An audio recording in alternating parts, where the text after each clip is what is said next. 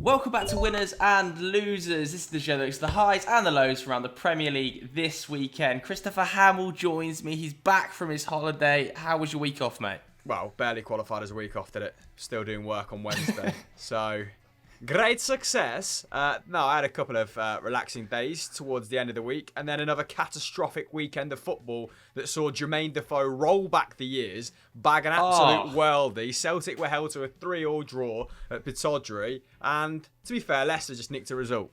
So, a mixed bag for me. But yeah, I'm going to mainly go with disappointing.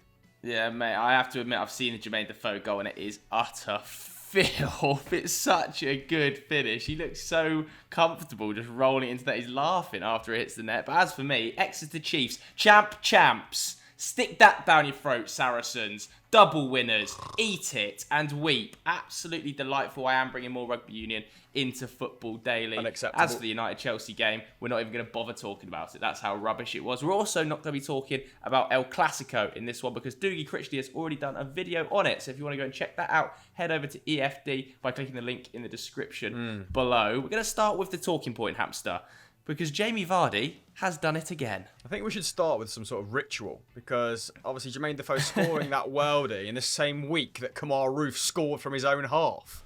I need to sacrifice some small animal at the start of this show to get rid of this bad voodoo.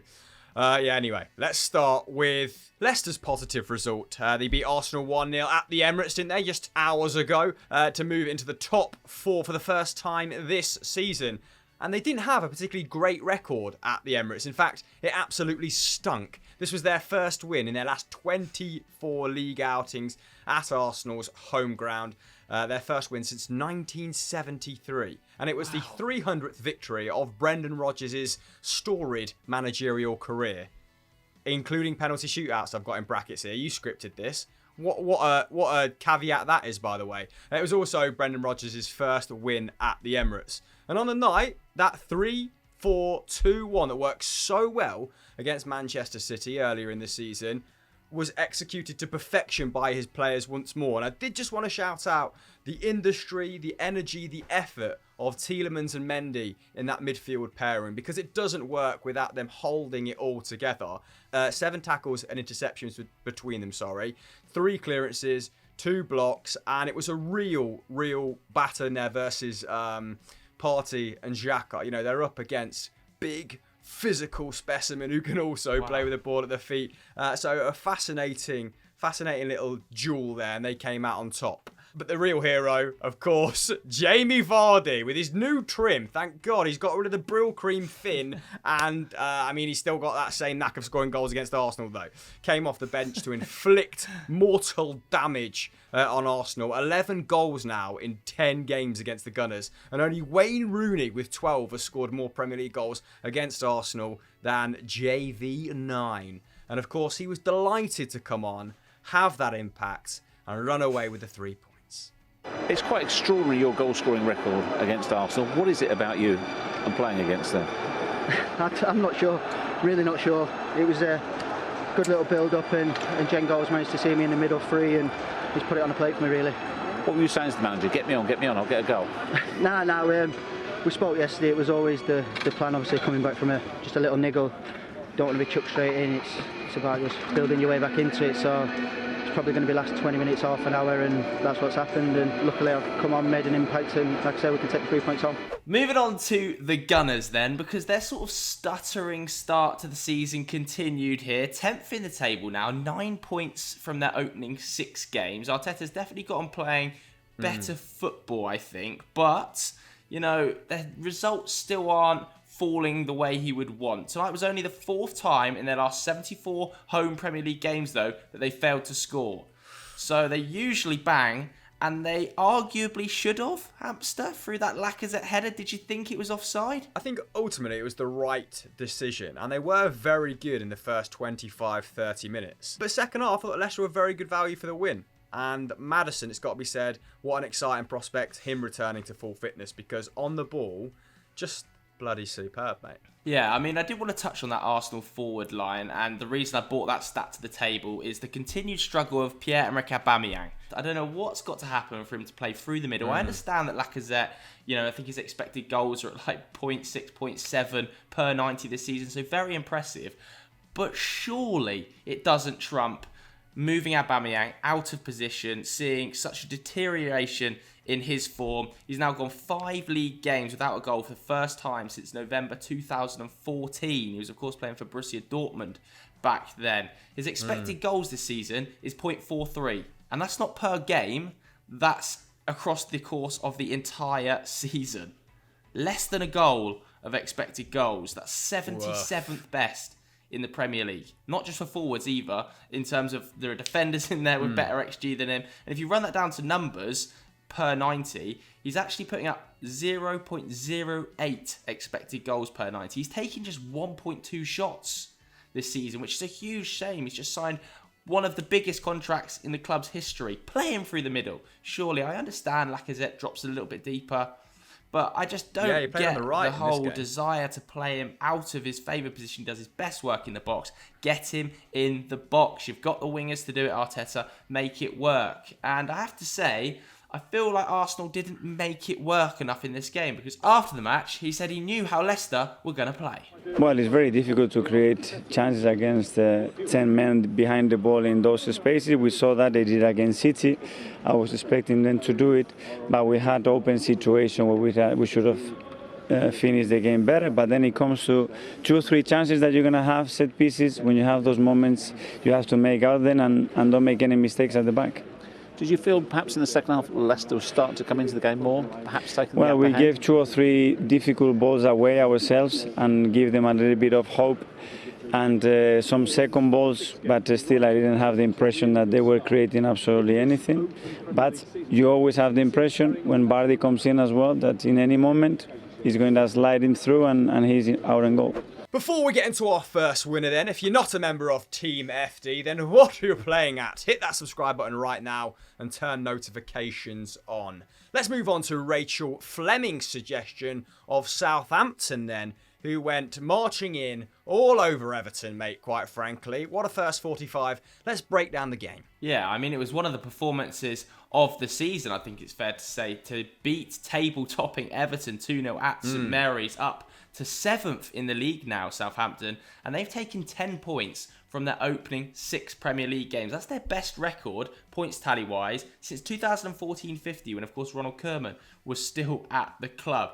And quite ironically, this game fell on the 1-year anniversary of the 9-0 battering that they suffered against Leicester, the humiliation. And I think there was some degree of pressure for Southampton to show the progression that I think we've all seen over the last 12 months, because 8 of the team that were involved on the day today were the same 8 that were involved on the day in that Leicester humiliation. But this was their 16th win in 34 top-flight games since that result, just proving how far they've come. On the day, I want to talk about Che Adams, because he's now got 2 goals, 2 assists in his first 6 games this season. He only put up 4 goals, 6 assists last season in the whole campaign. So he has started much, much better. I think he's got a little bit more confidence from the manager. He only started 12 games last year. We've seen him start every game so far this season up front with a shit-hot Danny Ings, who just looks better and better every time I watch him.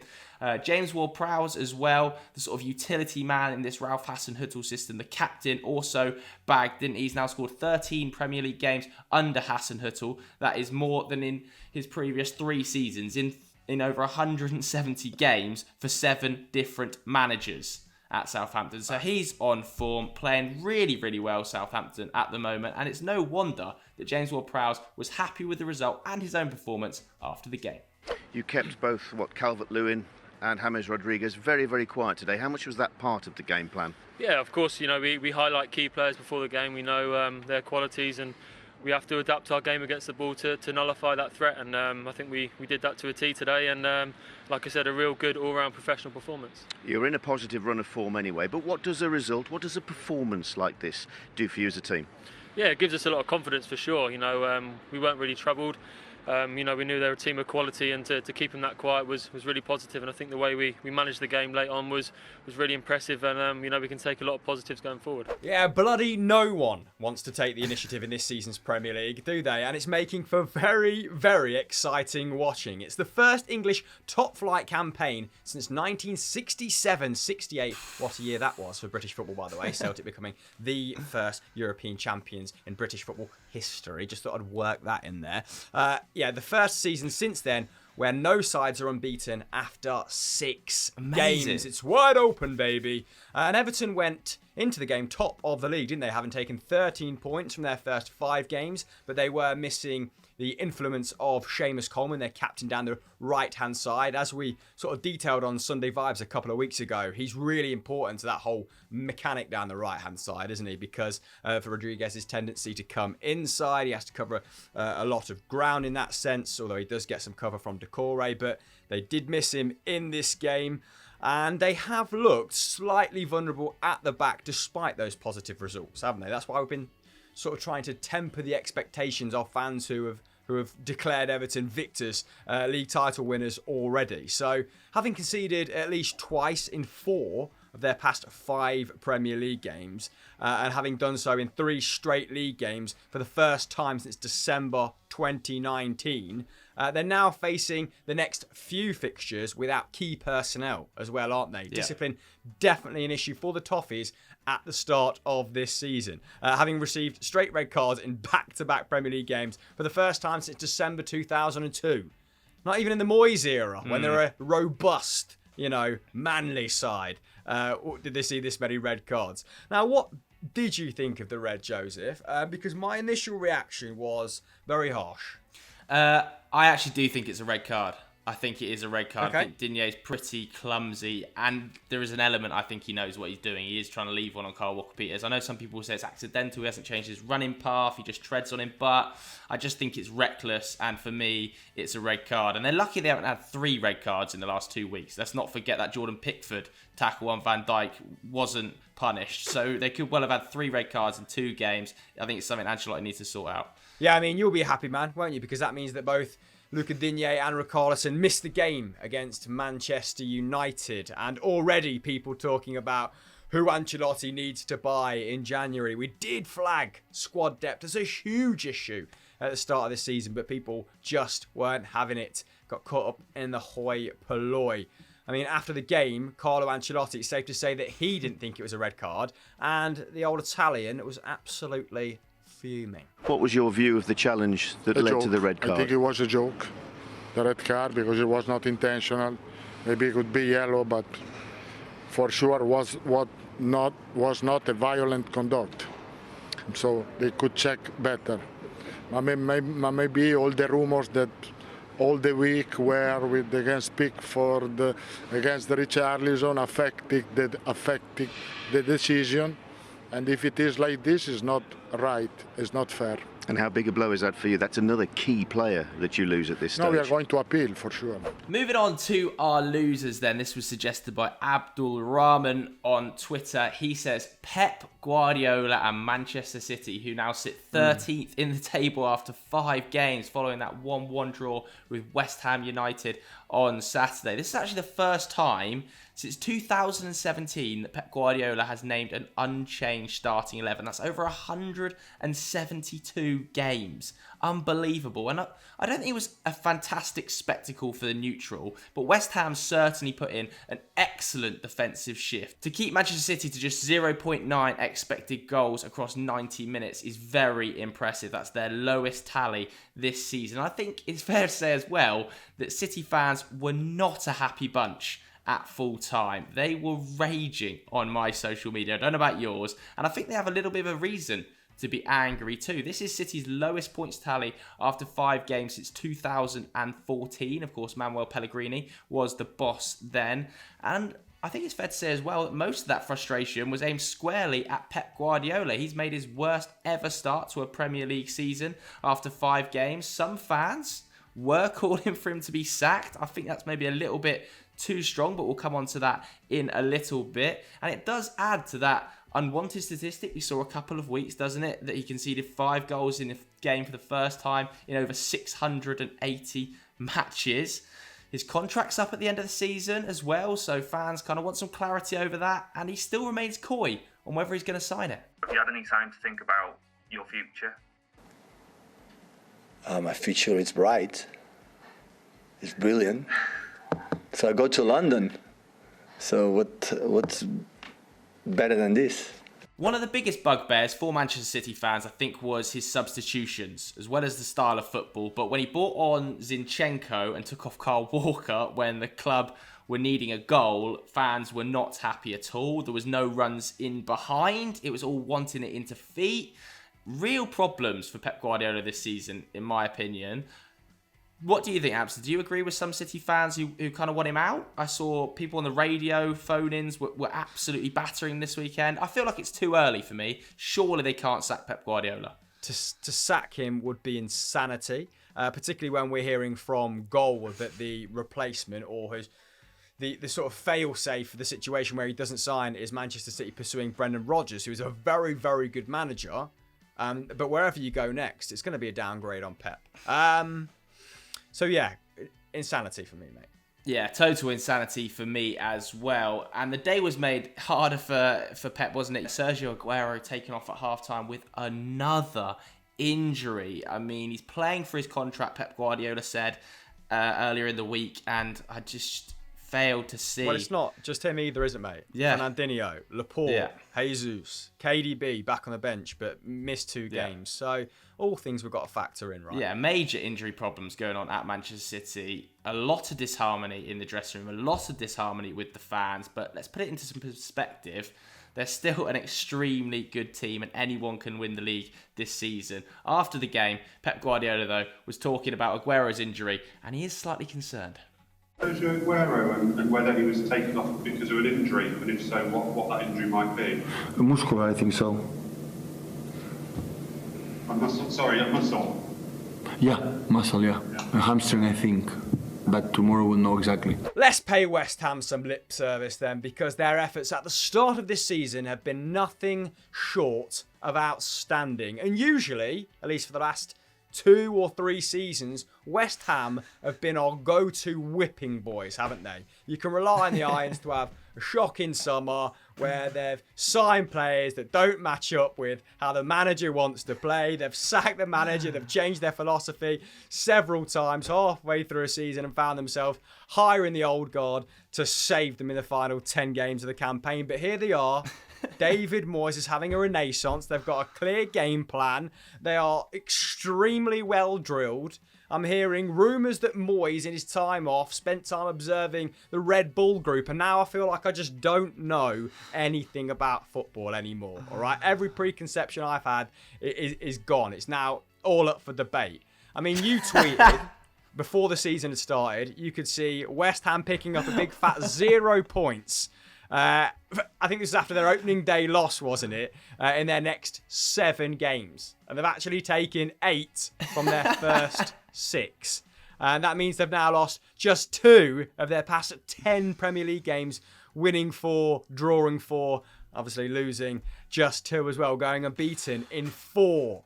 What a run from them, given the calibre of opposition they face. And Moyes deserves huge credit for that defensive organisation. Long may it continue. Slight worry with Antonio going off injured, and they are very, very reliant on his attacking endeavours, aren't they? I mean, his amazing form continued with that well-taken overhead kick, leaving Diaz for dead. Only Harry Kane now has scored more Premier League goals than Mikel Antonio since the restart. Wow. Kane having 12, Antonio registering 11. And as soon as he gets in the penalty area, it's just his turf, chaos, isn't it? 39 of his goals in the Premier League have come inside the 12-yard box. So you don't exactly want him starting attacks on the halfway line, do you? Some of his passing, his short game, still a little bit rough around the edges, let's say. But as soon as he's running into space or finding those pockets of space, 15, 20 yards from goal, he's a real menace. Next up for both teams, City have a trip to the 4th place side in Ligue 1, which is Marseille. Ooh. And West Ham have a week's break before they travel to Anfield. That traditionally a game where you say West Ham are going to get battered, but if they put up that sort of rearguard action again, then Liverpool are going to really have to work hard to secure all 3 points. Joe, do you want to apologise to David Moyes right now and the West Ham fans? Or Yeah, big apology to the West Ham fans and David Moyes, but it's not my first stinker and it won't be my last. In fact, I think I had one on yesterday's Sunday Vibes where I was questioning the form of one Bobby Firmino, who only went and scored. No surprise there. If you haven't already checked out Sunday Vibes, make sure you go and do that. Of course, we're discussing the impact of Virgil van Dijk's injury on this title race. Hamster, you got anything you want to push to?